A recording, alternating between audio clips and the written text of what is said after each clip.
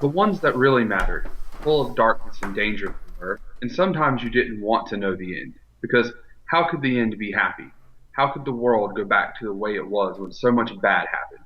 But in the end, it's only a passing thing, this shadow. Even darkness must pass. A new day will come, and when the sun shines, it will shine out the clearer. Those were the stories that stayed with you. That meant something, even if you were too small to understand why. Wow, that's a big quote. Gosh, why is sounds like a Lord of the Rings thing at first to me. Any hints? You're on the you're right there. So You're close. like a fantasy kind of story. Um, just pick one of the movies and see if you get it right. One of the trilogy. Okay, is it Fellowship? No. Oh It man. was Two Towers. Okay, all right. At least I was in the same ballpark. All right. It was Sam to Frodo. And I cut part of it. I cut part of it out because he literally says Mr. Frodo in it a couple of times, and I Uh, cut around those so it would not. But it clearly you still picked up it was Lord of the Rings. So yeah, definitely had some Tolkien's kind of dialogue going on there. Welcome to the Average Joe's Movie Club cast. This is Justin. and this is Joey.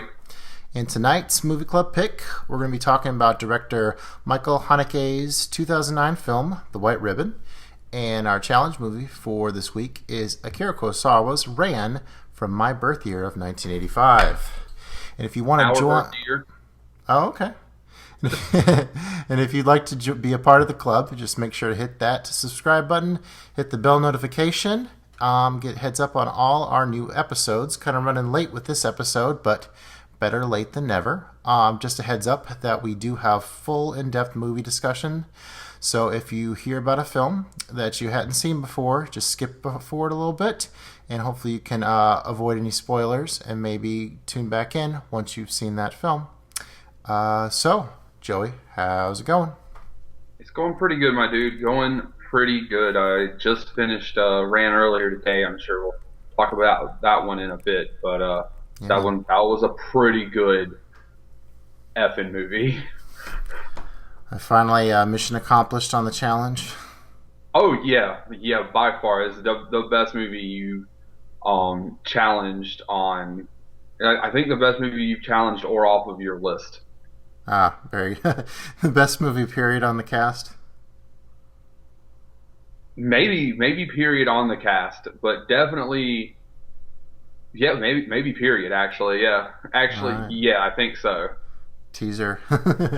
We shall see. And this got delayed a little bit extra because let's see, we had two complications. First of all, we had Hurricane Dorian sweep up the East Coast, so that forced my schedule to completely change. So normally we only record on nights where my wife's at work, so I have the house to myself, so I can, talk movies and not disturb her. So the hurricane kind of switch things up, and then we were gonna record last week, and then what happened, Joey?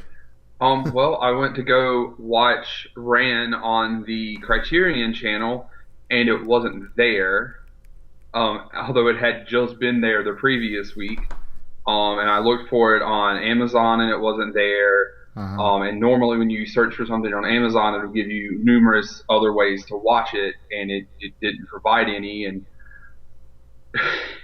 so I had to order it. I had to actually buy the movie. Uh-huh. And so, funny side note to that, as I was doing some research on Rand to get ready for the podcast today, apparently it was on YouTube for $4. Apparently it was on like Vudu for $4. Oh, Apparently it was really? on Google Play for $4. I Huh. apparently could have watched it that day. Those are none of the things that I guess I usually think about watching through my using my Fire Stick or my PlayStation or Xbox or anything to watch. I guess so. It just never occurred to me. But Yeah. but it was a bomb movie. It was the first Kurosawa movie that I owned. So I mean, whatever. I got the Blu-ray. I got the Studio Canal Blu-ray of it, and it was a really good transfer. So the movie looked fantastic. So whatever. Yeah, that's an interesting backstory. You mentioned the transfer on that because a lot of, like I had told you earlier, a lot of Criterion purists actually defer back to that out of print DVD to watch because they say that's the superior master. I'm not sure why in a standard definition copy would be superior to an HD copy. I think the Studio Canal one looks great. I mean, I would definitely be a day one purchase if it ever came back on Criterion. But yeah, I think the Studio Canal Blu-ray is perfectly acceptable. I'm not sure, what they're getting at there, but I mean, I haven't seen that transfer either. So, but I think the Blu-ray looks fantastic. But we'll get more to that later. Any other fun stuff going on? Not particularly movie wise. I haven't been watching as much.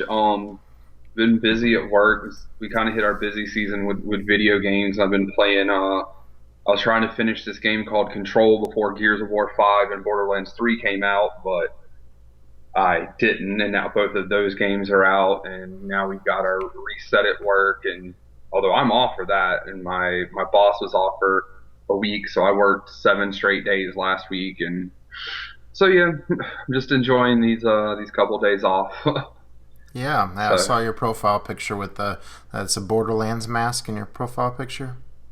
yeah, yeah, that was actually some stuff they sent us for. They had sent us for launch to help promote for it, and I had mine and my roommates super deluxe copies, and I'm familiar with the copy of the cover of Borderlands One. The Psycho does the double guns at the bottom. That's what I was trying to replicate with the dual copies of the game. So Ah, that reminds me whenever the last Fallout game came out and you would actually go through Best Buy and they would have just these empty steel books sitting there for $5. I was like, what an odd concept. Just you could get the game and then buy an extra steel book for $5. Kind of strange. that is kind of strange, actually. So And folks, if they are YouTube listeners, which I guess they kind of have to be at this point, but don't we have some interesting news in terms of how the show looks and where we might be able to hear soon? yes. I mentioned at the end of the last cast that we were going to have a logo soon, which we now do have. Thanks again in part to my good personal friend, Mr. Ernie Suggs. So if you're on YouTube, you'll be able to see that logo, and if you like that art that you see, you can find him pretty much anywhere online. He's on Instagram at zombieernie_777. You can tweet him at zombie_Ernie. He's just online zombie Ernie pretty. Having that custom art actually let us open up some new doors. So we were on SoundCloud, but we moved off of that to this place called Buzzsprout, and you can find us there at ajmcc.buzzsprout.com, or actually, as of right now, as we're recording this, you can search us at the Average Joe's Movie Clubcast on Spotify, and hopefully coming soon, as we're currently being reviewed to be on Apple Podcast and iHeartRadio. So hopefully soon we'll be there, and then hopefully soon also on Google Podcast and Stitcher. Um, Wow, there's a lot of platforms. yeah, well, that's what Buzzsprout does. And while I'm talking about that as well, I'm going to do another quick little shout out. So I would not have known about Buzzsprout if it was not for this lady named Sarah. I believe her last name is Blevins, and so I joined a podcast group on Facebook, and she was in there, and she helped me out, and so she has a podcast as well, a movie podcast actually, Oh, called Run It Back. It's also on Spotify. It's her and her husband, so it's Jason and Sarah, and they do 80s and 90s movies specifically. So I've listened to all of their episodes but their newest one. So thank you to those guys, and so and they don't know I'm shouting them out actually, so I have to tell them I shouted them out. But so she was very helpful.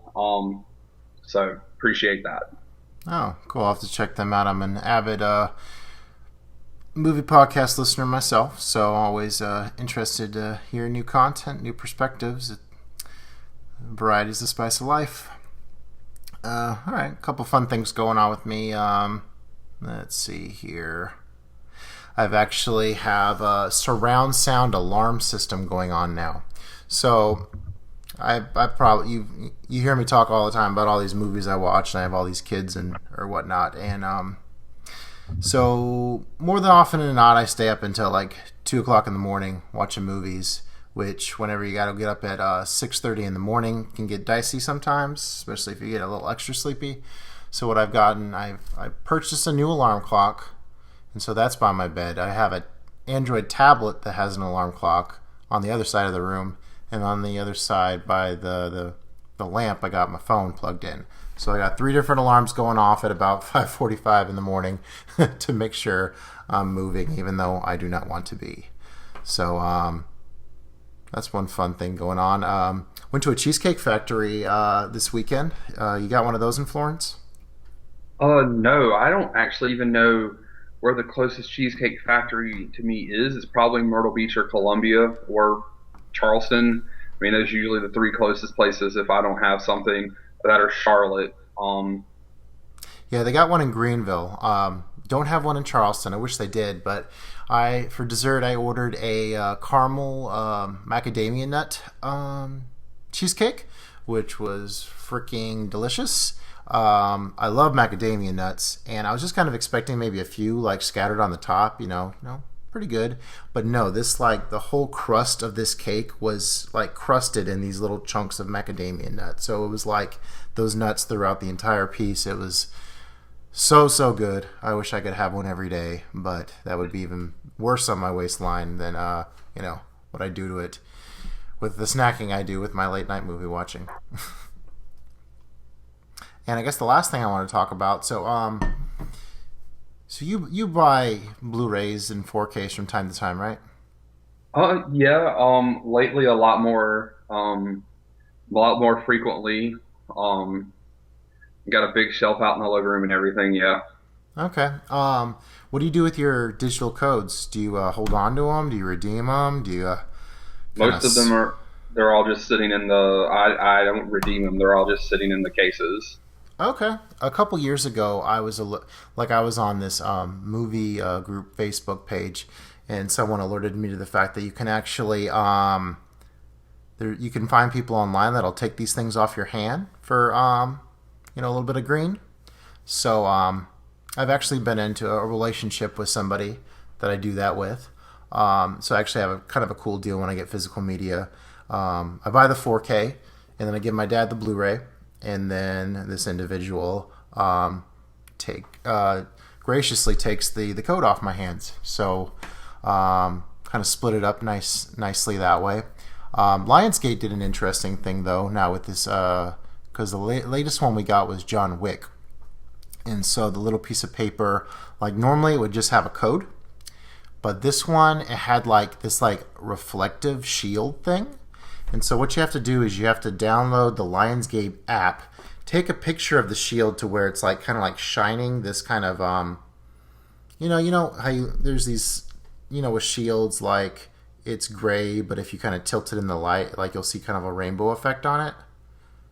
So Okay.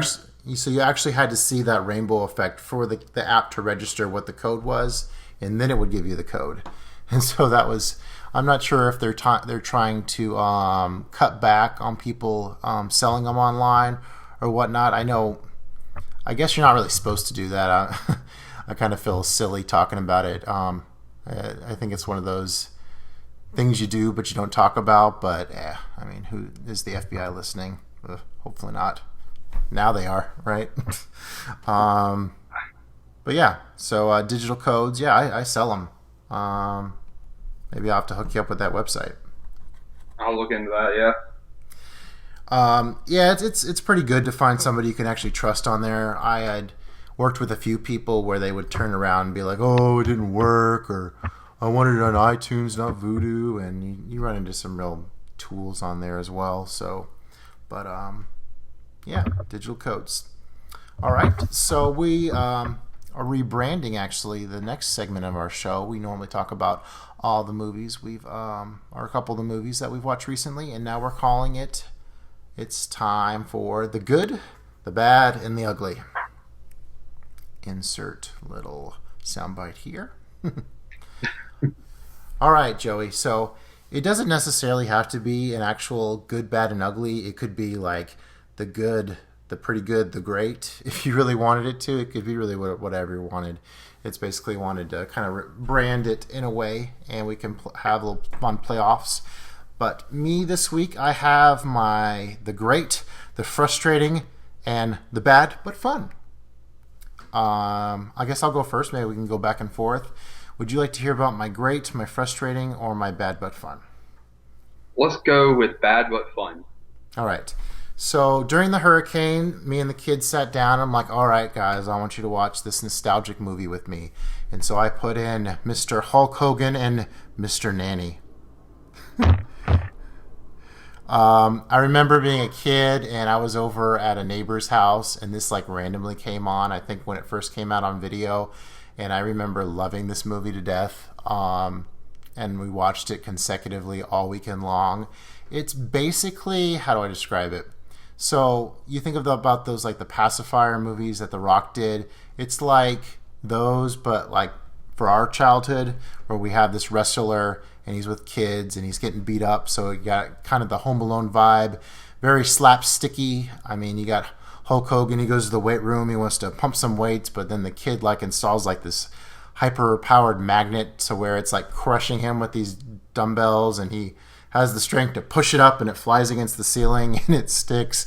And do not try this at home, kind of crazy Home Alone style violent laughs, but a relatively good time. It was pretty much exactly what I remembered it being. It's silly but fun. The bad guy in it, I think his name is Thanatos, and it's this really, really over the top. He's like almost a cartoonish style villain. And I think they might have designed this entire character off to the fact that he has this metal plate on his head. Because like that's such a random detail to have in these 90s kids movies. But this Thanatos guy has this metal plate in the head. And like in the climax that comes into play. And it's just very specific but random at the same time. And I'm like, they must have been like, hey, let's build this villain with this plate in the head. And then, go from there. The dude... the Jefferson guy from All in the Family, I believe the name is that show is. He's in it, and he looks like he's having a great time earning a paycheck. Actually, the worst part of this movie was the very beginning. There's these very, very awkward, like, still frame shots. Because, like, essentially what's going on is Hulk Hogan's having this nightmare about getting beat up in the ring. And all that. Like, it'll show this guy jump off the top rope, and then it'll freeze. And then it'll fall a little bit further, freeze. And then it'll punch Hulk Hogan in the face, and then it'll freeze again. It's very, very awkward. I don't know what they were going for there. And of course, what would a 90s kids movie without being the MacGuffin of a microchip that they're trying to get? Who knows what this crazy bad guy's going to do with this microchip, but that's what he's after. And I'm not sure where they got a pink tutu in Hulk Hogan's size. I guess they must have special ordered that back in the 90s for him. But Probably made it. Yeah, especially. I mean, I guess it's a rich family, so I guess they could come up with anything. But I'm like, yeah, that's a very, very large pink tutu for Hulk Hogan. Yeah, I mean, his acting, it's nothing great, but I mean, he was a character and he's fun to watch with the kids, so it's worth watching. It's silly 90s cheese for sure. What are your categories, Joey? I guess I'm gonna have to go. I'll go with cheesy but fun. Mm-hmm. Really good. Okay. And I guess I'll go cheesy but fun, good, and really good. Okay, we'll start with your good then. My good, we'll go with Godzilla King of Monsters. Okay. I enjoyed that as well. Yeah, so that came out on Blu-ray. Mm-hmm. And my roommate picked up the Steelbook, and so I'd been wanting to watch that, and that was a hell of a lot of fun. I had like in my head, the head canon that it was going to be 11 versus Godzilla, Millie Bobby Brown, but obviously it wasn't. Anything of that sort, as you know, she's the protagonist, the human protagonist outside of or the human protagonist, against Godzilla, the monster protagonist, and man, it was just monster fight after monster fight after monster fight. Like you give me more monster fights. Like I want more monster fights all the time watching this movie. And like all the monsters look really good. Like Ghidorah, like looked freaking fantastic. Mothra looked fantastic. Like the only thing I was sad about is there's this one monster that kind of had like these big like tusk looking things, and like it Uh-huh. wasn't even like a real monster. It was just one of like I'm not say a real monster, but it wasn't one of the main monsters. And I Yeah, was he like, just I kind of wish he shows had up been. at the end, right? Yeah, I was like, I wish he was one of the like the monsters Godzilla was fighting. And then of course, it's the big setup for Godzilla versus Kong. Mm-hmm. And oh my God, my body is so ready for that movie because I watched Kong Skull Island last year and I loved that movie. That was real good. So Mm-hmm. I'm just ready. I know a lot of people were like, "Oh, the human storyline sucked and there was too much monster fighting." I'm like, "That's what we're here for. We're just I don't know what you're wanting. And, like this movie's just for monster fights." Like, because they complained that got 2014 Godzilla didn't have enough monster fights, and this one's too Mm-hmm. much monster. It's like, oh, just make up your mind. Just Yeah, the human stuff was pretty cheesy, but I mean it's there in service of setting up the monsters, and all the monster stuff is awesome. I love that the score they came up with whenever Godzilla is appearing, and then he blasts into the sky to end the movie. Yeah, I see that more and more and more. How people are like, "Oh, I'm not into the action. I'm into the character development," and I'm like, "What happened to movie watchers?" it's It's like like this that's not what renaissance. you're that's not what you're going to Godzilla for. Right. That's not what we're here for. Yeah, maybe the White Ribbon, not Godzilla. Yeah. All right, so I have great and frustrating left. Let's do frustrating. All right, so I've been wanting to watch A Simple Favor with my wife for quite some time, and so I finally put it on, and she loved it, and I loved the first half of it. Um, so it's Blake Lively and Anna Kendricks. That's her name. Yeah, Anna Kendrick. Yeah, that's actually a movie I've been wanting to watch because And I love so both of them. all right, I'll try not to spoil it too much.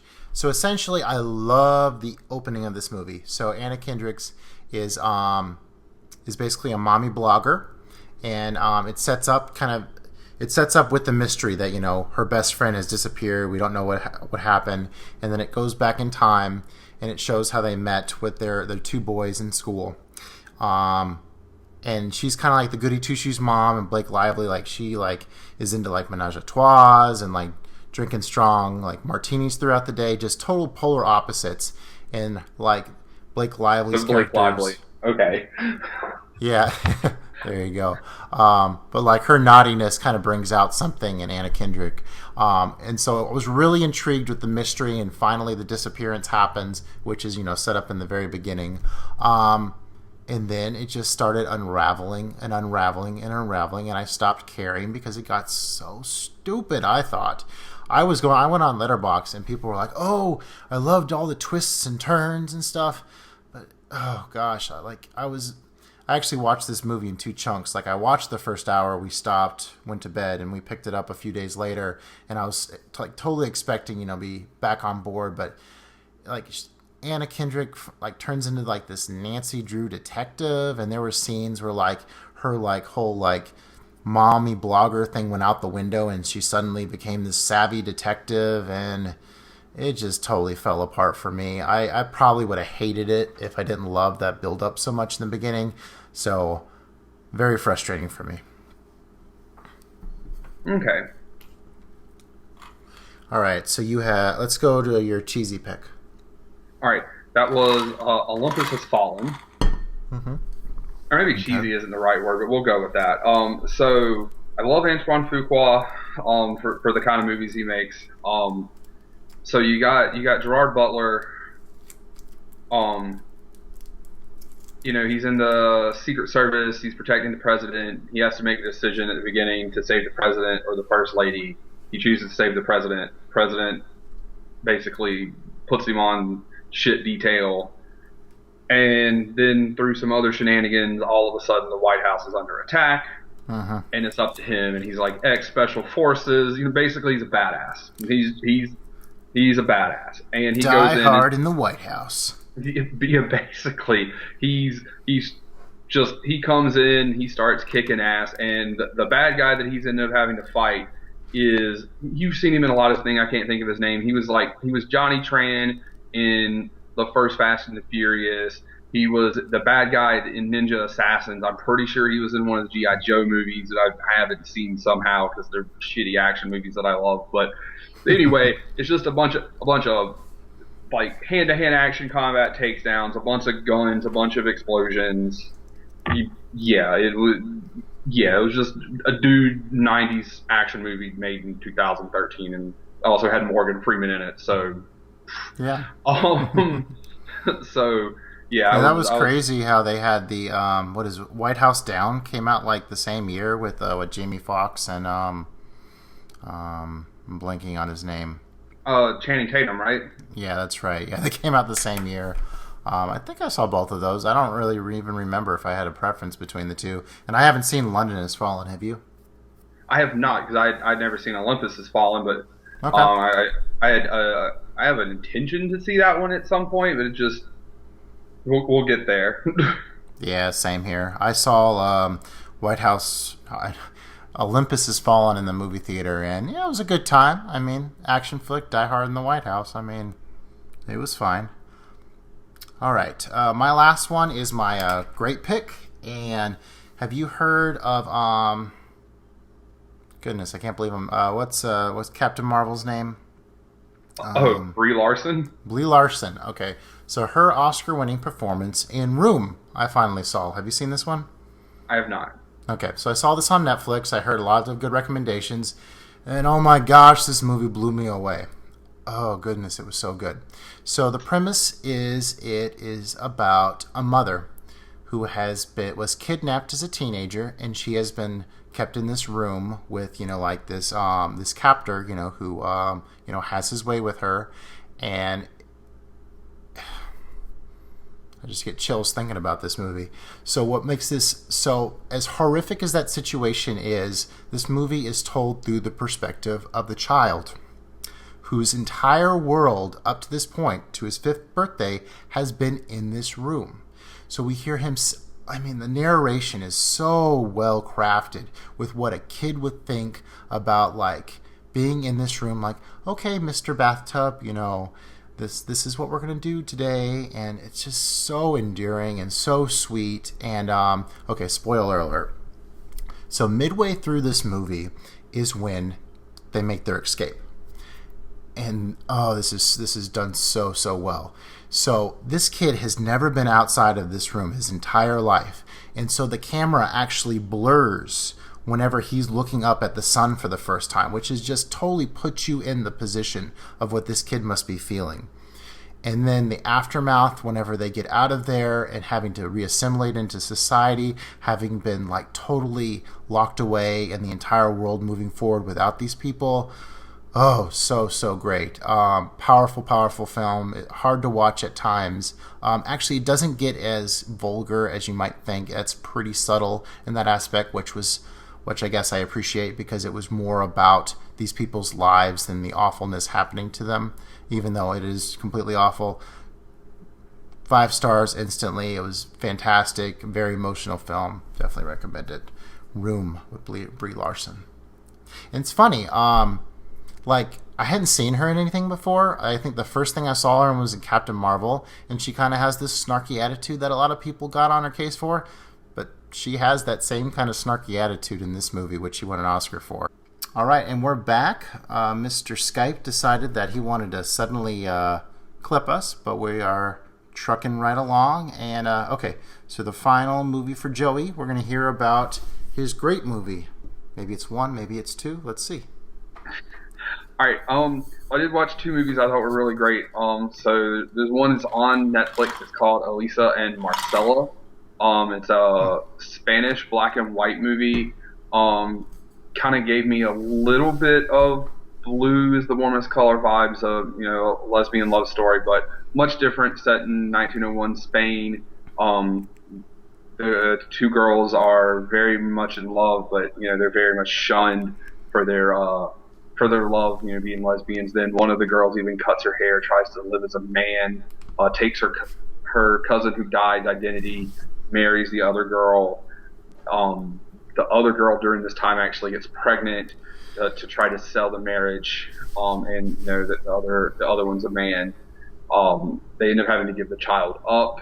It was really good. And then the other one is It Chapter Two. I Okay. just saw that last week.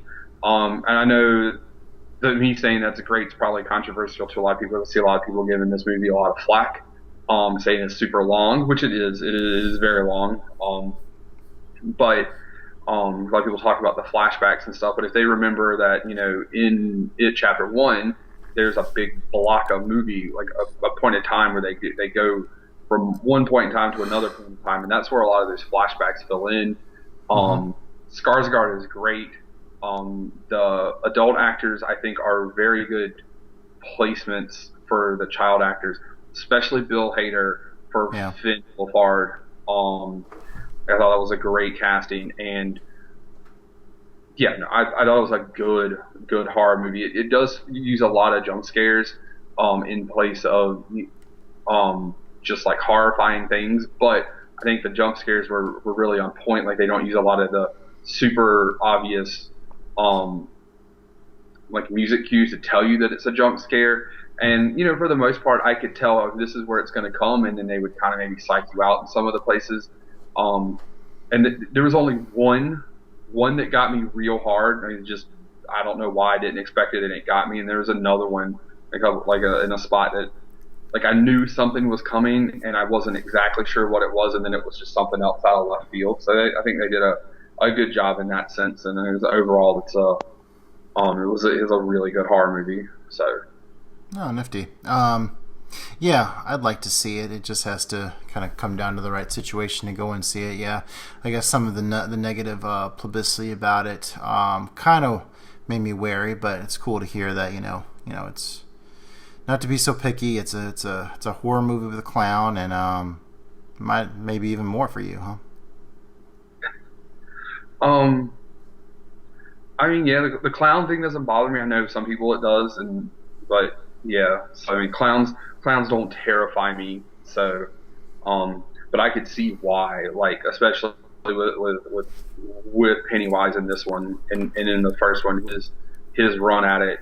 Also, especially knowing that he moves his eyes in those two separate directions, like that isn't a trick or anything. That's him doing it. That's kind of terrifying. Oh, Um, nice. How'd you find out so about the other movie? Oh, the other movie. I was just scrolling Netflix one day looking for something, and I saw it and I read the description, and I like historical stuff, and I'm also a sucker for romance movies and love stories, and so I just was like, Oh, screw it, I'll watch this. Yeah, whatever. So, yeah, I saw that and five I stars just, pop out. I was like, oh, how about that? oh yeah, no, it was freaking solid. It was real good. Nifty. All right, moving on with our show. We can always depend on our buddy Ben to ask us a question. If you have a question for the Average Joe's Movie Club cast, make sure to send it to our Gmail address. But this week, Ben's question is the Rambo series, just in time for Rambo Last Blood coming up. He asks if we thought the Rambo series was overrated or underrated. How many of those Rambos you've seen, Joey? I saw Rambo First Blood. I saw Rambo 2 way too much as a child. I'm pretty sure that's one we had on VHS, and I always kind of just thought it was the only movie for a long time. I never somehow saw 3, and then I saw the one that came out a few years ago. I guess it was just called Rambo. I guess it Right. was the like reboot or whatever. Um, I don't. They're probably overrated by most people because I feel like a lot of people act like they're this an amazing action franchise, and don't get me wrong, they're pretty good action movies, but Mm-hmm. they're probably overrated, even though I feel like they're actually a pretty decent action franchise. Although the first one, I guess, you know, was had some commentary on Vietnam. you know Vietnam and society and how people viewed veterans and that Right. kind of thing coming back because he was just walking around in this small town and they're like, oh well, you're a fucking bum and blah blah blah blah blah, and then he Mm-hmm. was like, Yeah, they're pretty relentless with nah, it too. yeah, he was like, these are the skills that I have. I can't have a normal job because my skills are killing Charlie in the jungle. Oh, Yeah. look, you guys want to chase me into the woods? All right, well, I got you. Mm-hmm. So, um, Personally, I would say that they are rated correctly. I think I've only seen each. I think I might have seen Rambo 2 twice, but most of them, maybe Rambo, the last one, twice as well. But I haven't seen these movies a whole lot. Yeah, I think the first one is a really interesting survival movie with some great, you know, a social message about, like you'd mentioned about veterans after coming home from Vietnam and the stigma placed on them. And Rambo 2, just a balls to the wall, crazy action movie with that huge machine gun. I think a chopper on top of a waterfall at one point. I saw Rambo 3 in Sweden. It was kind of funny because I had learned that in Sweden there's only like one kind of curse word, and that's Helvete, which means in hell. And during for the subtitles for this movie, it just kept saying Helvete, Helvete, Helvete, because they're going motherfucker, blah, blah, blah, blah. But yeah, that kind of falls in line with like Stallone and the Cold War. Rocky 4, all about him going against Drago. This is Rocky 3 is all about him being in Afghanistan with the Russians and the Afghanis. That whole historical conflict. And then the last one, I remember it being just totally awesome, brutal. I saw that in the movie theater. I'm not sure what to think about this next one because I kind of thought it wrapped up at a good point with the final Rambo. But yeah, I'm kind of interested to see it. I think it deserves any acclaim that it gets. I think I've underseen it personally. So. Rambo Taken. I know it was Rambo Last Blood, but Mm-hmm. I saw the preview for that it, and it was just Rambo Taken. It just they took his, I guess it's his niece, but it's just kind of what it reminds me of. I have a particular set of skills. Um, I actually haven't seen the trailer yet, so I didn't realize there was a kid involved. I just figured, get I off don't my think it. lawn, kind of thing. I think it's more like his grown niece, Okay. but like I guess they're, around 20, 18, 20 years old, somewhere in that range. But yeah, I'm pretty sure that's kind of what it reminded me of. It was like he's like, I'm gonna be Liam Neeson now. So All right. Well, now it's to our feature part of the show where we're going to talk about our movie club pick of the week. And Joey picked The White Ribbon off my list. Joey, you want to tee this one up for us? uh, yeah, I forgot to go to Wikipedia. Give me a second. That's all right. I got it up. I'll just go ahead and read it this time. So this is a 2009 black and white German language drama written and directed by Michael Haneke. Literally, The White Ribbon, a German children's story, darkly depicts society and a family in northern Germany, a northern German village just before World War One. All right, so the reason why I put this on my movie club list, you'll probably notice, you might notice a trend here. What I kind of did when I assembled my list is I took like really like auteur directors and I picked movies of theirs that were a little lesser known that I might have not had quite the urge to watch right away. Like with Kurosawa, it was Dodeskiden, and with Altman, it was The Long Goodbye. And for Haneke, I think I had Amour on my list and The White Ribbon, and I just was like, oh, I need a Haneke on there. I'll pick The White Ribbon. So that's really how it went. It was.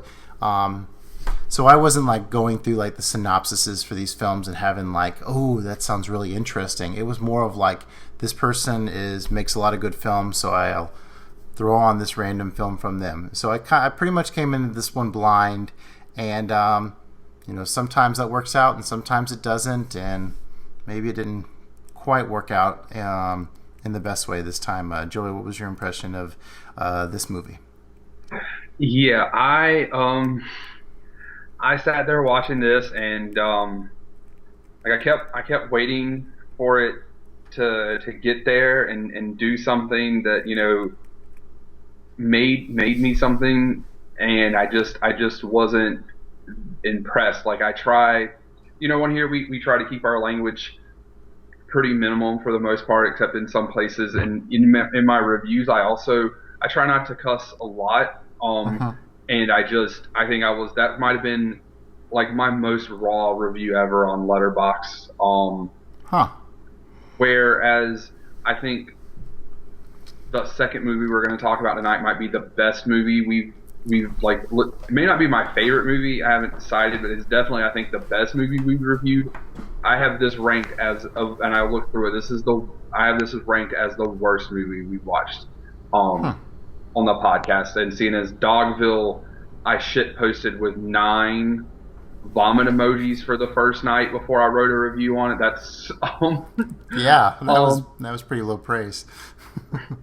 so there is before I continue along, there is a scene in this movie fairly early on where there's the town doctor. He's hurting in the hospital with a broken collarbone, and it's his Uh-huh. daughter, and she's talking to her, and I guess she's 14, I think is what she is, and she's talking to her younger brother, who I guess is 4, Uh-huh. 3, 4, 5, somewhere in that age range, Okay. and he asks something along the lines of, "Is father going to be okay?" And she's like, "Yeah, he's not going to die." And she ends up having to explain death to him, and that whole back and forth is Huh. really powerful. And then he realizes in this conversation that their mother is dead, and so he goes, "Mother's not on a trip," and you come to realize that mother probably died during childbirth. Okay. Um, and that was probably to me the most like that was a pretty harrowing scene. It was very very powerful. Um, but for the most part, like I didn't find like maybe that girl that probably was maybe the one character I liked besides the teacher and Ava. Yeah. Um, so not to kind of jump around. I got some thoughts and stuff I wrote down. So like I said, the scene starts and the doctor's on his horse and he With the tripwire. tripwire And yeah, that's a pretty and breaks. that's a pretty kind of a violent kind of like all of a sudden way to start it, which kind of really jump started things, but slowed down from there. Yeah, and then they can't figure out who did it, and like they're questioning the neighbor, and the neighbor who helps watch his kids, and he helps the doctor. She's a midwife. And then come to find out later on in the movie when the doctor finally comes home, they're screwing. Um, and then he's Yep. just a real dick bag to her. Like he breaks up with her and he like calls Uh-huh. her ugly and like wishes that he just said some really awful and depraved things to her. And they get in this big fight and she like says she accuses him of fingering his daughter, and then you find out later that he is, and yeah, it's just Uh-huh. so you find out that the doctor is actually a dick bag that just goes in line with everybody else being a dick bag. Uh-huh. And as much of a dick bag as he is for being a child molester, I'm pretty sure the pastor's a more of a dick bag or just an equal Yeah. dick bag. Um, like I Yeah. don't know. I hated like every single character in this movie Uh-huh. except for the teacher and Ava. Yeah. All right, so I'll jump in here.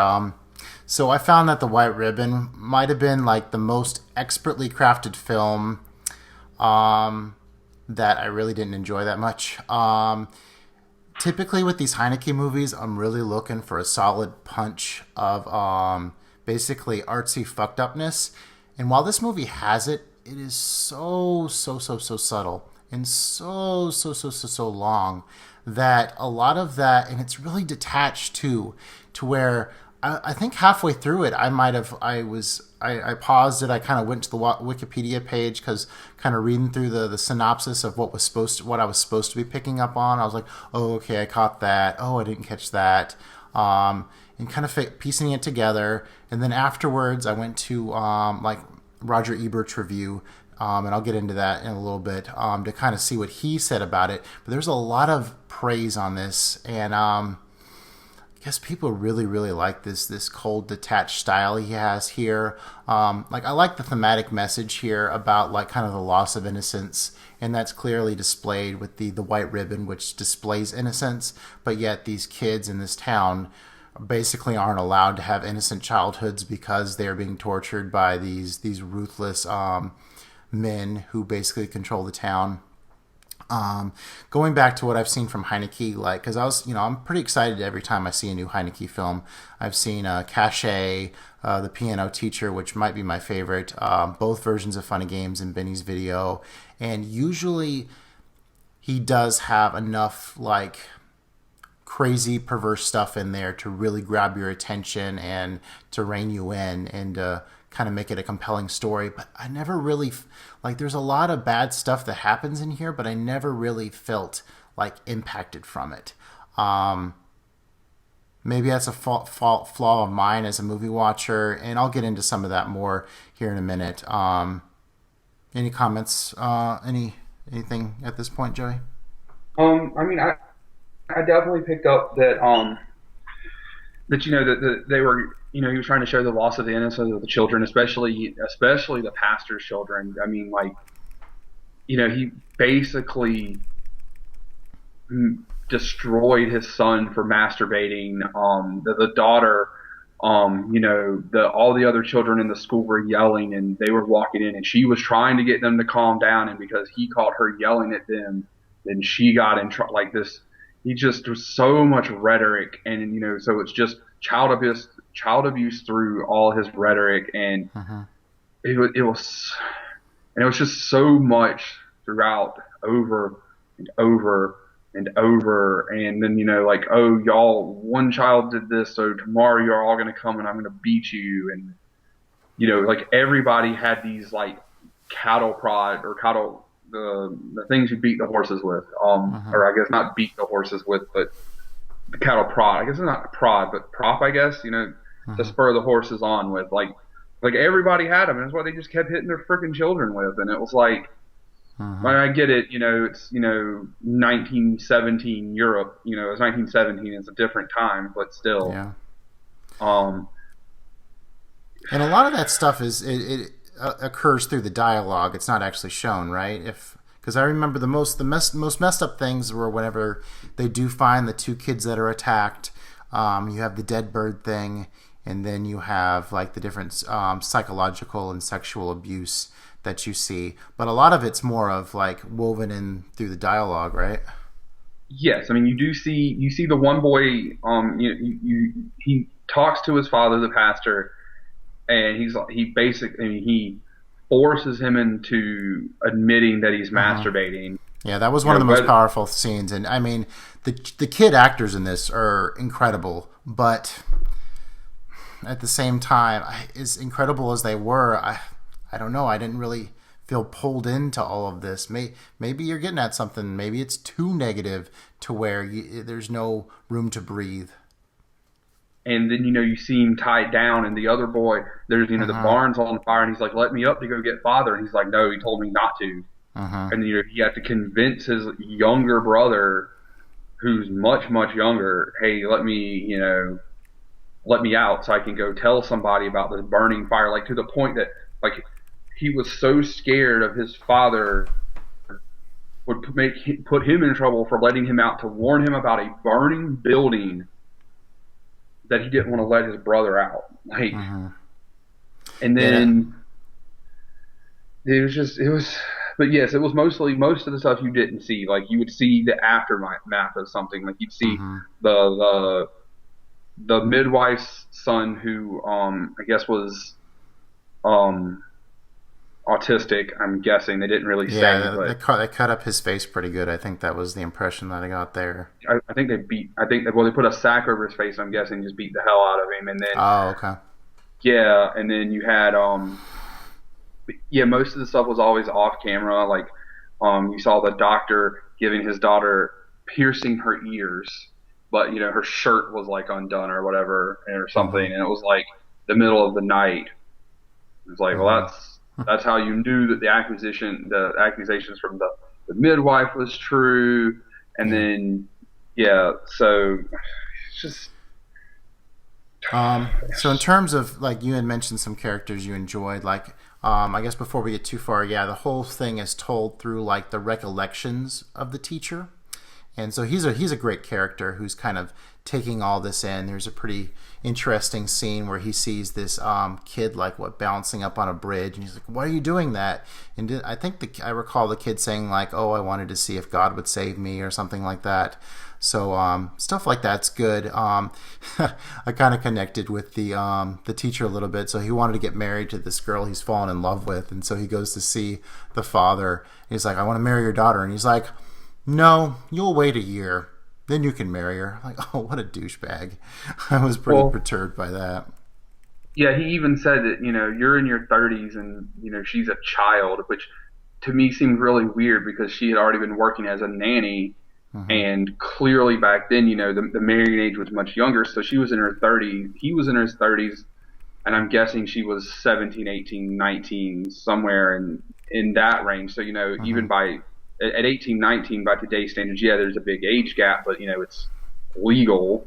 Hmm. And so, but, it was like, yeah, you'll wait a year. She needs to go meet other people. But he even said, I'm happy to get rid of the mouth to feed. So that whole thing was kind of weird, but I guess it set up them, the whole rest of the movie where they're kind of courting and stuff, and then Yeah, um, yeah. but And they have a then pretty but the whole charming dance moment at one point during the Baron's party.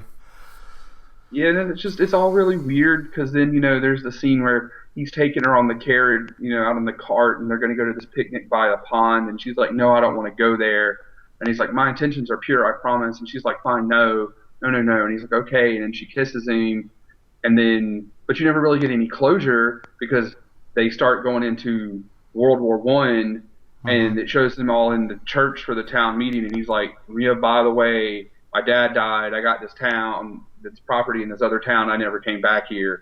And it's like, what the Hmm. hell just happened? Like this movie that's long and dragged out is like dragon, dragon, dragon, dragon, dragon end. Pretty much, yeah. Although I was okay with the closure. It's the anti-closure, I guess, just because I guess realistically you wouldn't get any justice. And I'm not sure how much you read up on this film. I guess Heineke was kind of going at the fact that the cruel treatment of these children's were essentially foreshadowing, them becoming part of like the Third Reich later in life and being able to justify like the birth of evil. Which I guess I can get out of the fact that these kids were tortured and abused the whole film, but at the same time, that seems like, I mean, like you mentioned the World War I part. I mean, that kind of felt a little tacked on at the end, like, oh, World War I's coming up. I guess that's supposed to hint to the audience that where we are in history and how things are going to get pretty shitty for Germany, and these kids are in this shitty Germany, and they're going to become monsters as adults. I guess just like the people that they grew up under. Um, I'm kind of going out on a limb with, saying a lot of this stuff, but I mean, this is kind of how I felt. I mean,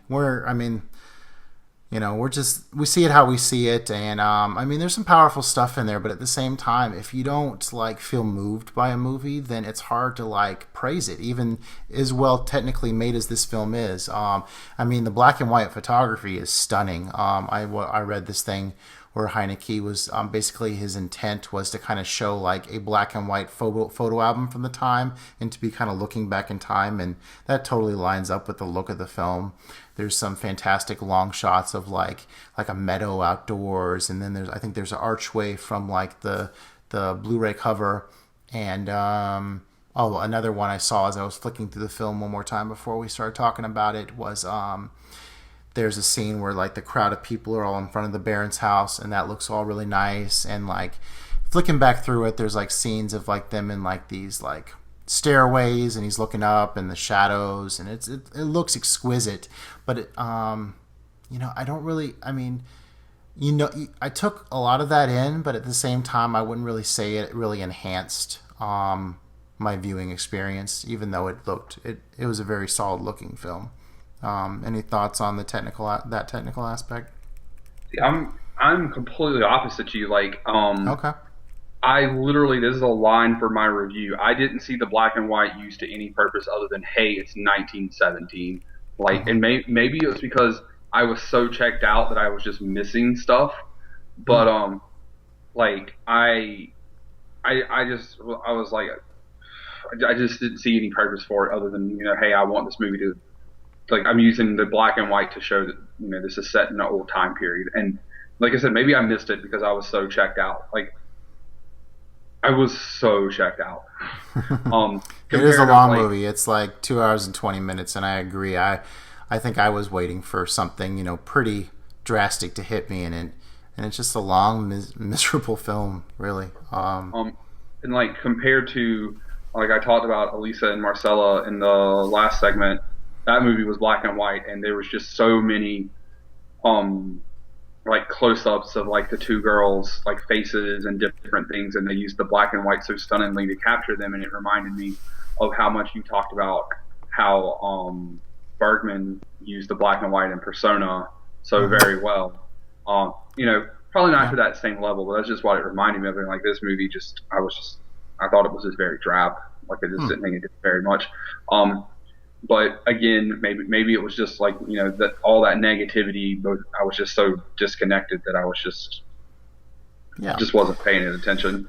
And that's one strength you have for sure over me. Like I've mentioned before, like sometimes I struggle with subtitles. I didn't really struggle with the subtitles in here, but I think a lot of times with these kind of subtitles films, you see these names thrown around a lot, and it's kind of hard to connect which name is to which person. And it sounds like you might have made some of those connections better than me, in terms of like how the gossip factor is basically like displaying the violence without showing the violence. And I think a lot of that might have been like missed on me just because I wasn't tying those pieces together. Well, in black and white movies, I usually find that to be harder because it's harder for me to separate the characters usually. Okay. But it's usually harder in Japanese movies for me to do that because because of like a lot of the men's hairstyles all look similar. They're all in kimonos. They all have swords. They just all look very similar. Yeah. Which is one of the reasons I like Rand so much. There's vibrant colors. You can tell almost all of them apart. They have very distinguishable figures. Yep. Whereas in this movie, even though it's in black and white and it's in subs,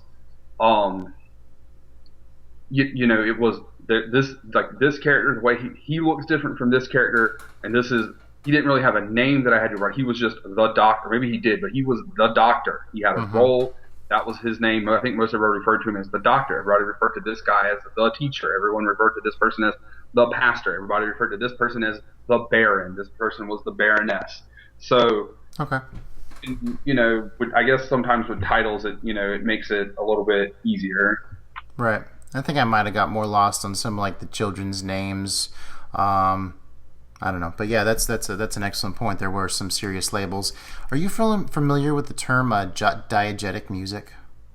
I can't say that I am. Okay, so Heineke is really well known for the fact that he doesn't put a score into his film unless like a character in the film is playing. Like I think at one point there's like some piano and flute music in this movie, and it's because there's people there sitting there, playing the piano and flute. And so he's a big stickler on the fact that his films should convey emotion through the acting instead of musical cues, which I have no problem with movies telling me how to feel through the musical cues because I love music. I love movie music. I think it sounds fantastic, and I've grown up on this style of filmmaking. So it's really interesting to me to see this style where people refuse to use those kind of cues and to leave you kind of cold and to force you to feel stuff without getting that that support. I consider myself a pretty sophisticated movie watcher, but maybe I'm lacking in terms of and I think in some films maybe I connect better, but I don't know if I. So basically, that was my rant on Diegetic, and there is basically no music in this really to help guide you through anything. Did you notice that? Yeah, I noticed that there was no music, um, other than the music that they played. Right.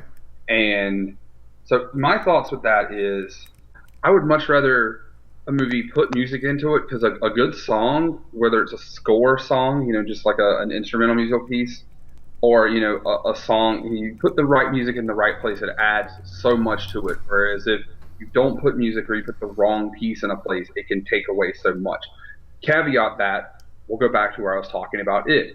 It didn't really use a lot of music, or it chapter two, to tell you that this was about to be a jump scare or there was about to be something go down. And I think too Mm-hmm. many horror movies use music cues to try to hype you up. And now, after 40, 50, 60 years, I guess not in my case, not that, but the Mm-hmm. genre has done that for so long that we know that in those kind of movies. So that's a caveat. But Yeah. just general, regular other movies, you want, And I think it kind of has to be paired well together. Like, I think the film really needs to do its job to make you feel, and then the music can accent that. Because I do understand the complaint that an overuse of music can maybe feel manipulative and like, oh, we want you to feel sorry for this person because the music tells you to, even though you really don't care. I saw something recently where I felt that way, and so I could kind of agree there. So I think it just determines on the circumstance. I really appreciate movie music, but I think this total absence of music in this maybe made it too monotonously quiet. I mean, he probably was going for that and try to make it feel more harrowing. Hmm. Um, but you take a movie like Easy Rider, which I was not a fan of overall, but the music in that movie was fantastic. Like you had like Steppenwolf and some other ones, and you just you're riding along and you're like, man, that's music when you're driving, when you're riding. It's just like those songs come on and you freaking crank them up, and you're like, yeah, let's Yeah, man. go. And it kind of puts you like, yeah, I'm on the road, and that's even back then. So it's yeah, I thought it was very fitting, trying to catch that vibe of them two guys, on their bikes, just going across the country. And that's just one off the top of my head that I could think of. But So going back to what I was saying about Roger Ebert, so after I watched this movie, I was like wanting to kind of piece together, what made it so appealing in some people's eyes. And I think Roger Ebert considered this one of his great movies. And he goes into this whole like whodunit thing in it, and I can kind of get where he's getting at, where like these crimes or these strange occurrences coming in town, and you're like, oh, who's responsible kind of thing. But throughout this whole movie, that was never like my mindset of like a whodunit. Like, I guess my mind was always focused on just how awful like the men were, the like you had mentioned the doctor and the priest. So I was mostly focused on them, and it didn't really like pointing a finger wasn't really ever something I really thought about throughout this.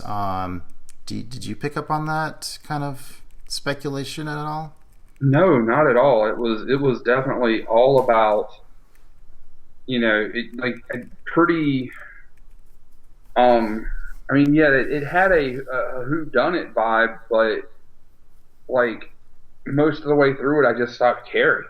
Like, I mean, my Yeah. thought was it was someone manipulated by the preacher, and essentially, I was right. It was someone manipulated by the preacher, just not in the way that I thought. Mm-hmm. It was the preacher was basically telling someone these people are evil. We need to do something about it. Maybe not directly, but in a sermon or something. You were going to see the preacher basically going, the evil needs to be exterminated from the world, blah blah blah, and then Mm-hmm. someone went crazy and took that to an extreme level, and to an extent. It was the children basically having been manipulated and abused and beaten and everything else. Yeah. All right, these people are evil, and then you finally the doctor was like, "Yo, I'm the hell out of here." You saw the midwife, "I'm the hell out of here," and Yeah. they all left. Which is granted, the doctor was also a piece of trash, but True. Yeah, so kind of to wrap it up, I can definitely see like how the technical and thematic elements make it so acclaimed, but it's just such a difficult movie to really connect with. I mean, you pointed out some great things with the overabundance of misery. It's really long. It's really subtle. Like I didn't even a lot of the violence you described. I didn't even recall anymore. Such a detached film that really didn't pull me in, despite it being so well made. Maybe on a second watch, maybe I'll piece together some of these stories more, but I'm definitely not going to be rushing back to it. I gave it 3.5 stars. Typically, films this well made, I aim to give 4 stars, but I just was not connected as much as I would have liked to give it that excellent rating. I gave it 2, and like You hated it, and so that basically means you hated it, but it was okay, but it was oh, well made. it was very well made. Like I said, I didn't see the color, the black and white being used very well, but like the acting was very well. Like clearly the acting had to be very well for me to actually hate all of the characters. So yeah, I mean, so yeah, I gave it 2. Like I mean, and part of that is it wasn't to the level of some of the other things that I've watched. Like Velocipaster or Manos Hands of Fate, or things of like that, which are actually half stars or one Hmm. star level movies. So yeah, I gave it 2. I will not be rushing back to watch this movie. Just me personally. Yeah, and you had said it was one of your worst films. I guess the one that I would connect it to most might have been maybe our first film, the well, I can't believe I'm blanking on the name of it. Ashes and Diamonds. Ashes and Diamonds. That was, I guess, kind of the one that I was reminded of in terms of like I can see that it's going for a lot of great stuff, but at the same time, I'm not really loving it. And I mean, if you think we're like totally off base on this, like I probably know what you're gonna say. But I mean, if you want to throw in some comments on in the on YouTube, or send us a Gmail about what you think about this film and let us know what really connected with you and what you appreciated. We'd love to hear that. Every different opinion is great, and some people look at films completely different. I mean, we had that was part of this conversation as well, and so definitely would like to hear from you. All right, so I guess we're going to go to from really being pretty cold on a movie to things pretty much lighting on fire as we go into our challenge segment, our last film of the night to talk about.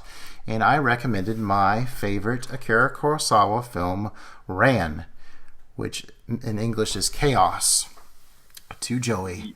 And I am highly looking forward to hearing all of his insights because I peeked on Letterboxd and he gave it a perfect rating, which it well deserves. Yes. So this is my fifth Kurosawa movie.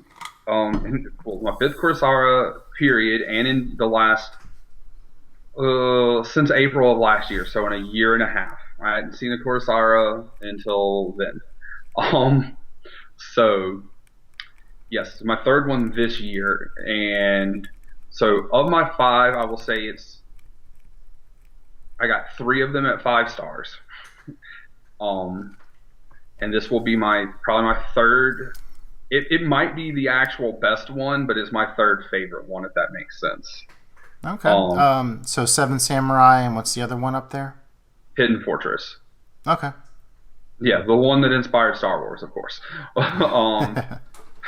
So, um,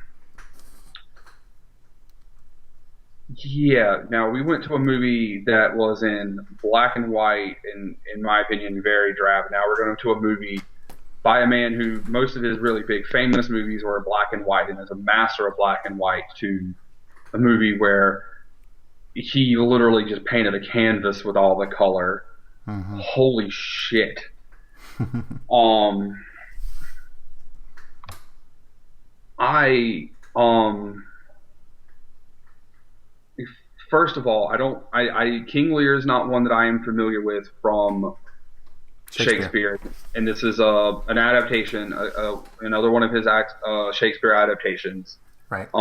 I did some research after watching this. I have the Roger Ebert 2000 uh, October 1st 2000 review pulled up of Rand right now. I had it pulled up and then some of the stuff I did for this. Okay. Um, so first off, that first scene, they're just riding horses, they're hunting that boar, all of that grass just is Yeah. so green. And then they show you the sky, and the sky is so blue. And he showed the clouds a lot in the movie. Mm-hmm. Um, The heavens. and yeah, and it was just, man, it was, How about that score though? So fucking eerie. Oh, I love it. It gives me chills. This lush green meadows, vibrant mountains, but yet this very sinister sound going on in the background. and then just especially in okay, the big battle where they take the first castle. They Uh use huh. so much. There's everything is so dreary, and then there's all this color popping against it. Whether it's the blood, which reminded me a lot of like Argento, the Uh one huh. Argento. I haven't seen Definitely. all of Argento, but or the fact that you've got the one son, Jiro, he's red, and you've got Taro, he's yellow, and all of this colors just popping And it against all of this drear. and it And perfectly complements that fire. yeah, oh, the fire in that one scene. So I actually went back when I was, cause I watched it in my living room, but I brought the Blu-ray in here to my bedroom when I was doing some of this stuff because I actually wanted to go back and look at that particular scene because Carl had talked about it, and so I wanted to go back and look at it. And before I got there, I actually paused it at the scene where Taro was riding up to the castle. So at this point in the movie, it's basically went silent. There's Hmm. no audio. Well, there's no dialogue. There is I think some music going on in the background, There's but it's no been that sound effects. It's just music. yeah. There's no sound effects, just music, and so he's become the king or the head of the clan, and he's just riding in. And the way I pause it is just a shot, and he's in the center looking up at this castle, and you get all of this vibrant yellow, and even the black popping against the yellow on his I don't know, on his armor, or I guess yeah, Hmm. and he's just looking up, and it was just this great regal shot, and it was so fantastic. And then you like I unpause it, and it's like 2 seconds later, all the sound effects come back because he's shot in the back, and it Hmm. just goes back to being loud and back to the chaos of Yeah. the battle. And oh my god, like dude, like the technical aspect of this movie of everything is that battle scene, and even the Epic. battle scene later of where then you have Jiro and probably Saburo, Yeah. the Saburo. blue Saburo, the blue brother. So we Hmm. bring even more color. We bring it back. Yeah. Um, that just everything is just so. Oh my god, it's so crazy. And I mean, to speak of that first siege battle, the fact that they're on this black, like volcanic ash throughout the whole thing is like just so such a that's such a contrast from that opening with these lush green mountains to all of a sudden dead earth. yeah, and just I like, and I believe in a previous podcast, I was talking about some other movie using colors to pop, and you told me that when I ever watched Ran, I would be blown away. And I don't remember what movie it was, but I I remember think I think you said that when we were you were amazed with the colors in Deduskadin. oh yeah, I think it was because he did use a lot of the same blue, red, and yellow. Yeah, that was his introduction to color, and it only got better and better. And a lot of people love his previous war film, Kagemusha. And if you watch Ram before I definitely, if you're gonna watch him, watch Kagemusha first because it's great. But then Ran is just a whole nother level. So That's the order I would. So I get you're kind of jaded at this point, but it'll be interesting to hear what you think of Kagemusha at some point. I'll jump in for since we're early in the film. Yeah, this was my second Kurosawa film, and I sat down to watch it one night, and I guess I was a little sleepy. And so, like, the first 45 minutes of this movie really takes its time kind of setting up, this story about, you have this king. He's a little loony, but he wants to divide up his kingdom between the three brothers. And the third brother, I mean, this follows the King Lear story, is just like, no, father, you don't need to be doing this. We're going to become corrupted by this. And that's exactly what happened. And then I believe the arrows where he uses as an analogy, he was like, oh, if you stick together, you can't break the arrows. I believe that was taken from, that's a Japanese folk tale. So he mixes the Shakespeare and the Japanese aspect there. So I appreciate all that. Have you seen Princess Mononoke? I watched that when we were at Winthrop.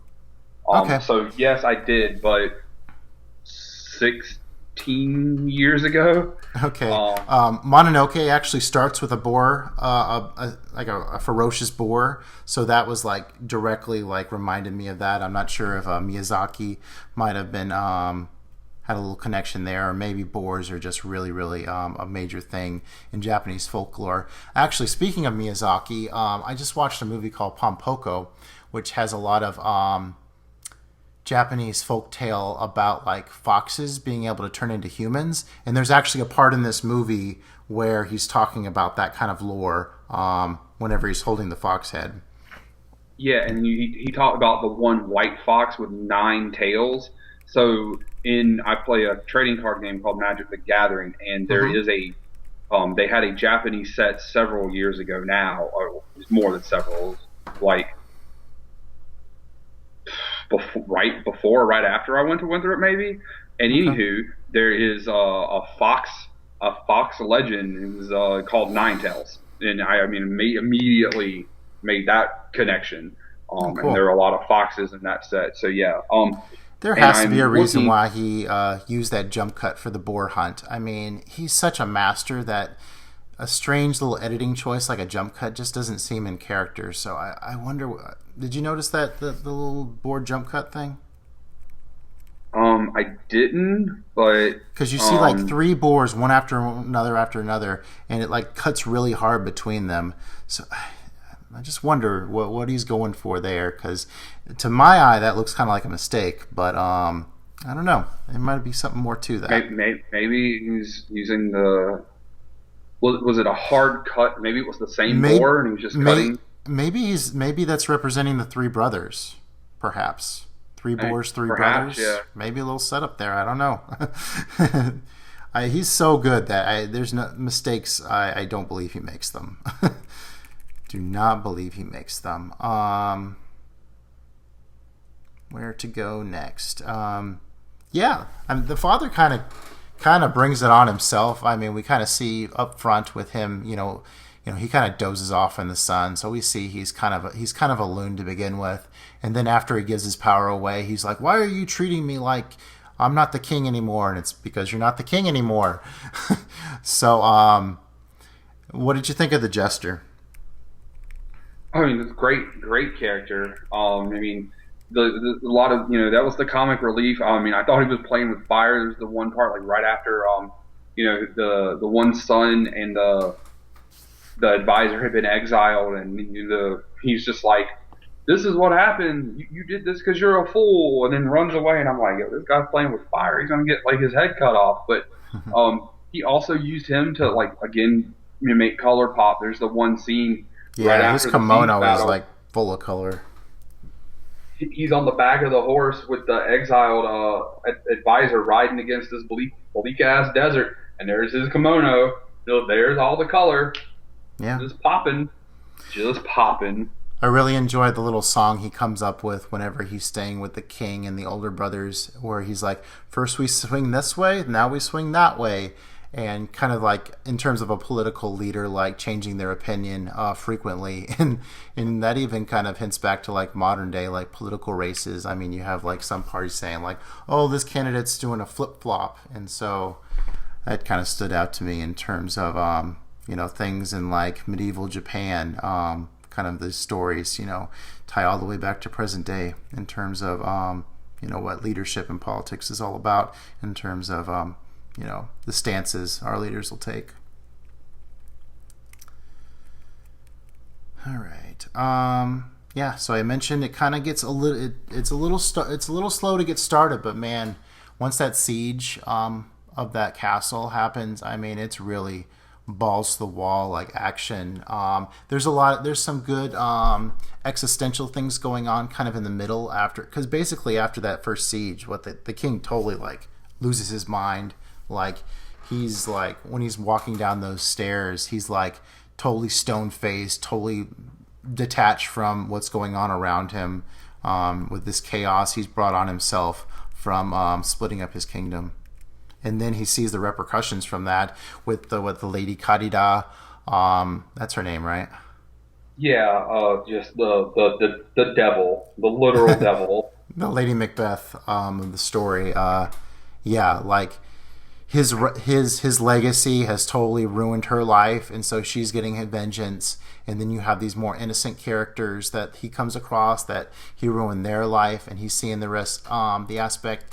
And thinking more about this film, getting ready for this conversation, they spent a lot of time at this ruined castle, and I really saw the connection between this ruined king, taking refuge in a ruined castle. So a nice connection there as well. Yeah. There's so much in this movie. Like there's so much um that he does.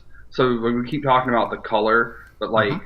so it's a like complete contradiction. So the color obviously pops against all the dreariness that's going on, but like it's in such stark contrast to how dark like all the characters are. And just when you think about all the brothers, none of them are happy. Just oh my dad's he's the first brother. My dad's here with his army. Uh, he and of course it was the devil lady. Even had their eyebrows painted on real high. They looked like horns, Hmm. like stub horns. That's what it Interesting. reminded me of. That's what it reminded me of. Like the color popped off against like all the characters. She was dark. She bled into him. Started that fight, and just all the characters just they had to kill somebody. It was just kill somebody, kill somebody, kill somebody, and so it was just all this brightness against all of this darkness. And then that was just my kind of initial thing when I was watching the movie. Um, but like I said, I had this page from Mr. Ebert pulled up, and this was a thing I never would have known about. So he made a bunch. Kurosawa made a bunch of movies from like 19. Let me see. He made was it 12 movies from like 1956 to like 1968 or something like that, Yeah. and then he made four movies Mm-hmm. after that between because he made four movies by the time Rand came out. It was four movies in 20 Yeah, years. I think he spent almost a decade on Ran. Yeah, well, he didn't. He needed to get funding. Kajimusha was kind of his warm up, and then it took him like 4 years making costumes, which is why he won the Oscar. They won the Oscar for best costume design. Mm. Um, it looked 1,400 costumes were handmade in Kyoto. It took 3 to 4 months to make each beautifully colored robe, they Wow. were made simultaneously. 3 years before they were all finished. Wow. But so the thing here though was that did did this movie express Kurosawa's own view in his 75th year as he looked back on one of the most remarkable achievements in the history of movies? Did he reflect that while the West was happy to buy, gut, and remake his own work, he had lost all his power and respect in his own country, whose films he once ruled? And it's a measure of Kurosawa's worldwide influence that Hidden Fortress inspired Star Wars Seven Samurai was remade into the Magnificent Seven. Mm-hmm. Yojimbo and Sanjuro were a fistful and a few dollars more. And then on the other hand, Rashomon and countless crime dramas. yeah, and then he remade Throne of Blood from Macbeth, Lower Ducks is from Gorky the Idiot is from Dostoevsky, Mm-hmm. and High and Low is from Ed McBain, police procedural. And he Oh, had okay. another movie in those four movies that were in 25 years that won Best Foreign Oscar, but didn't it didn't wasn't received very well, and he was considered at that point to be to Western. So it's not only is this a King Lear adaptation, but it's basically like him looking back at his life, and this is where he's coming back into himself, and he's just not. I'm not just this old, broken down, blind man. I could still make these movies, and he just freaking crushed it. Yeah. Um, so it was and you look at that, and then you put that spin on it, and you look at the movie, and you're just like, holy God, like this man is so good. Yeah, I remember having a Where's Waldo book growing up, and one of the scenes was like a huge Japanese samurai war, and basically he translated, the craziness of, that kind of mental image into a film. Going back to that initial siege, like the horse riders going down this like hill that's made of loose earth. So like basically the horses are like kind of not going down a straight path by any means, but kind of like hobbling their way down it. And to capture that on such a mass scale is, I mean, the horsemanship of these riders is just incredible. I love films like Braveheart where you see these huge armies battling against each other, and Rand captures that perfectly on a samurai level. And this was the second samurai film I've seen, and there's a reason why everyone I've seen since is like, oh, that's a samurai film, but it ain't Rand. And so like this samurai, I've watched a lot of samurai movies. This one's a little bit different because most of them you've got, it's sort of doom. It's one samurai, he's Mm-hmm. just fucking up people, and and now when he's on the way to meet one person, or you've got, Hidden Fortress, and it's the bloody samurai, or Seven Samurai. I don't think I need to explain the premise of Seven Samurai. I think the name Yeah. kind of gives that one away. But Some great this action one is, scenes in that as well. yeah, this one is. This is an army. This is an army. This is an army. Yeah. And it is armies of samurai as opposed to like the lone samurai style of movie. And, Right. or I guess the Ronin or the Shinobi, or, kind of Mm-hmm. style of movie. That I have definitely seen more of when it comes to that. So Yeah. yeah, I still don't know where exactly I'm going to rank this because I haven't done my review on Letterboxd or ranked this for my yearly ranking. But this movie is absolutely fantastic. Um, if and when it ever comes to Letterboxd, I will definitely buy it. I pretty much already decided Criterion. that for Criterion, yes, that my November buy list will probably be mostly Kurosawa. It'll probably be Seven Samurai, Mm-hmm. Hidden Fortress, and I wish this one would come. While it's still on the Criterion channel, if you have time to watch Dersu Alazala, that was his film he made in Russia. That's one of my top three Kurosawas as well. That's an amazing story and actually inspired Yoda. So Yeah, I that's the point one that he one out. won. That's the one he won the best foreign picture Oscar for. That's correct. Yep. Yeah. Another observation I had while we're still going on a little bit. I noticed that the king actually did want to commit harakiri up in the tower, but he wasn't able to because he didn't have his knife and he only had the sword. That was something I picked up on this recent watch. Man, that scene where they're in the valley and you have like the White Army up on the hill. Oh, just the epic, huge scale shots of an army up on a hill like that, and the coordination it must have taken to actually film that.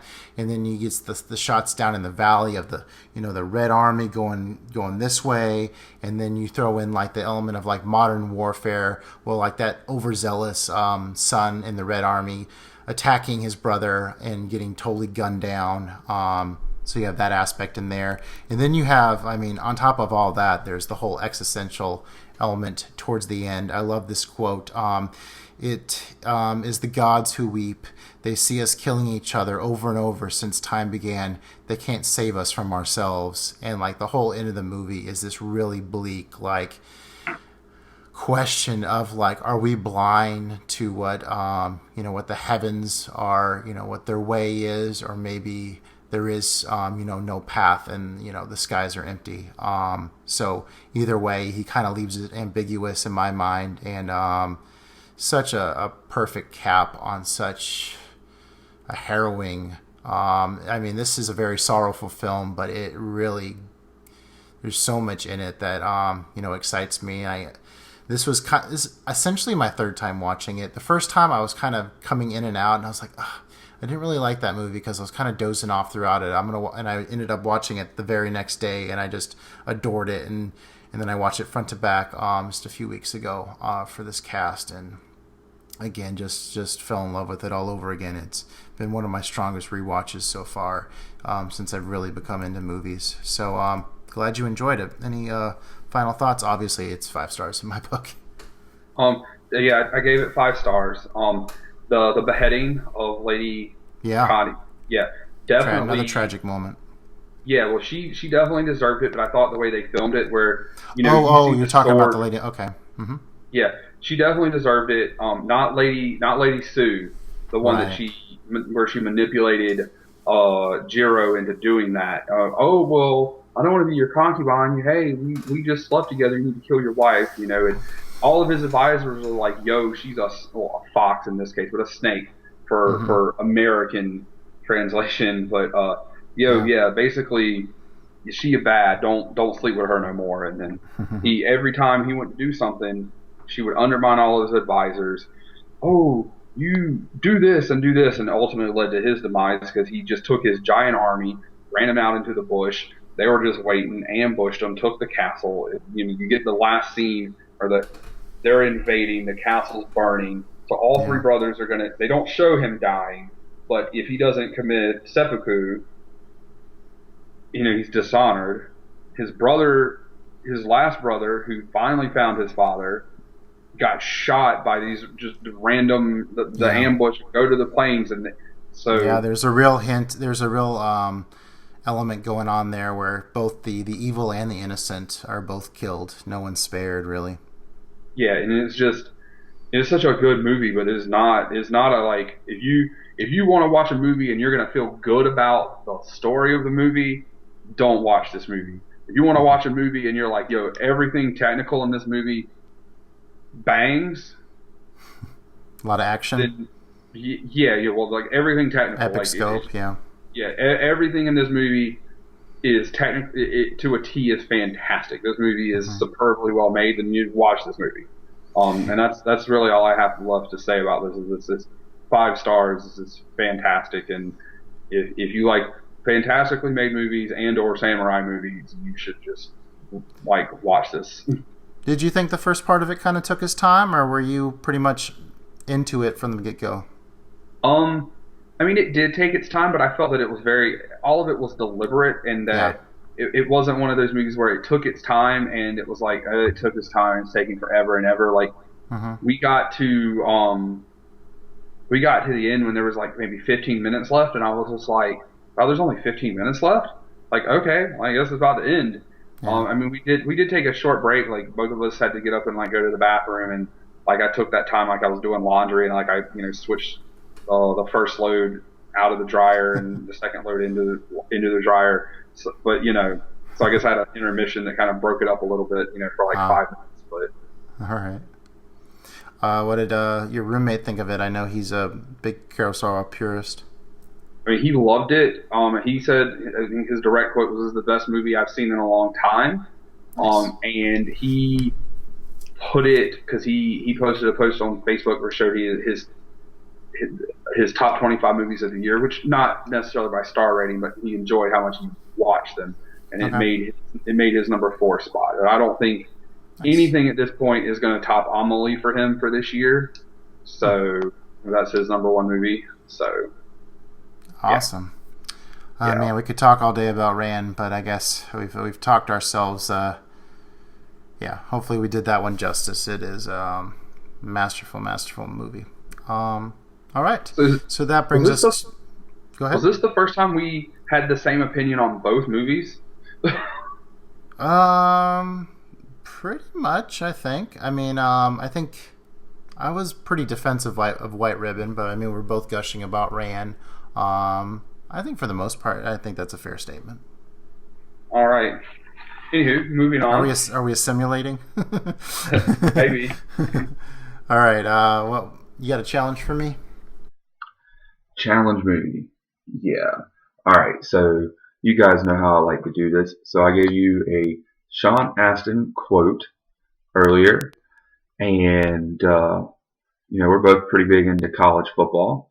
College football season just recently started, so I imagine you can pretty much see where this is going. Yep, we're gonna do 1993's Rudy. It's a movie I've never seen, and I believe you've seen, but it's been a long time ago. And since we no longer have to do never have seen. It's what I decided to do. It's been a long time since we've done a sports movie. Um, I think it was the third cast is the last time we did a sports movie back with He Got Game. And we haven't done a football movie, so I thought it would be a lot of fun to go ahead and revisit and do a sports movie. And this is also kind of a big piece, kind of Americana film that I've just never seen. I thought it would be a lot of fun to go ahead and do. Rudy, Rudy. All right, I dig it. That sounds. I like it. Okay, so our next feature movie. So all the movies left on your list are ones I've seen before. And I think there's one that I've seen the longest time ago that I wasn't really crazy about the first time I saw it. It seemed very Hollywood to me. And I just watched Scarface recently, and I've seen a lot of De Palma recently, so that's going to lead me into Untouchables. So, curious to see Untouchables again. I have two words to say to that. Fuck yes. All right. Yeah, that has De Niro in it and Sean Connery, and I forget who the kind of the gumshoe actor in that one is. Oh, isn't it Kevin Costner? Yeah, I think it's Costner, Sean Connery, and De Niro all in that Kevin one. Costner is like on the cover. Yes. Well, we all know that I love gangster movies, and so I've been looking forward to this. I will say I was not expecting that. I was way wrong. I had you pegged between two movies because you now have them as your top two favorite movies on Letterboxd. So I was way off. So left field would be there. All in good time with Mulholland Drive and Whiplash. It's we'll get it. We'll knock out some of these ones that I've seen, but it's been a long, long time. Like for instance, this one, Munich. I think there's a couple more in there, but we'll see how the cookie crumbles. I mean, I randomly picked Persona that one time that you didn't expect. So we'll see how it goes, how it all plays out. So yeah, Rudy and the Untouchables. Thanks so much to everyone that follows the show. And again, if you want to join the club, make sure to hit that subscribe button. And we'd love to hear back from you. We've heard some comments from people on our YouTube comments. What's the best way to let their voice be heard, Joey? Like you said, on YouTube, but also at The Average Movie Joe's Clubcast at gmail.com. Yeah, a lot of exciting things popping up for the show. Go ahead. I was going to say, we'd love to hear from you. Any comments, suggestions, we'd be more than happy to do that. Or, if you know either one of us personally, message either one of us in whatever means We're not opposed to that either. As you reference our friend Ben, do that as well. He pings me directly to hook me up with some stuff with there. Two dreary movies. The first one had us down in the dumps, but then for some reason a war film all about dreariness had us sky high. So on that note, there you go. All right, everyone, have movie watching. Skull. Good night. Thank you.